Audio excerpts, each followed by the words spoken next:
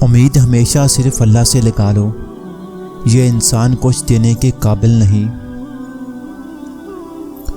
اللہ سے مانگا کرو، اللہ سے مانگنے والا کبھی مایوس نہیں ہوتا۔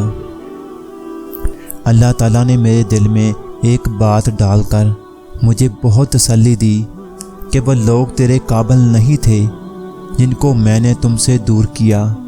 تب میں نے جانا کہ اللہ کے فیصلے بہت عظیم ہیں۔ اللہ کو بہت پسند ہے جب تم دنیا کو چھوڑ کر اس سے مانگتے ہو۔ منفی سوچ رکھنے والوں کو آپ جتنا کم جواب دیں گے، آپ کی زندگی میں سکون اتنا ہی زیادہ ہوگا،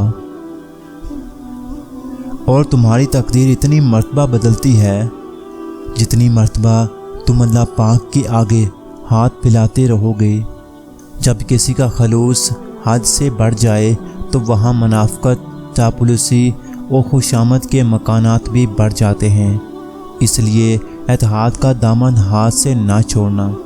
ایسا شخص دشمن سے بھی زیادہ خطرناک ہوتا ہے، اور فی عام میں اسے غدار کہا جاتا ہے۔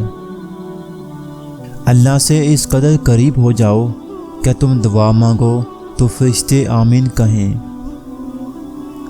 وہ اللہ تعالیٰ کہیں نہ کہیں سے وسیلہ بنا ہی دیتا ہے۔ وہ اپنے بندے کو تڑپتا ہوا کبھی نہیں چھوڑتا۔ زندگی کے ہاتھ نہیں ہوتے، لیکن کئی دفعہ ایسا تھپڑ لگاتی ہے کہ پھر ساری عمر اس کا نشان نہیں جاتا۔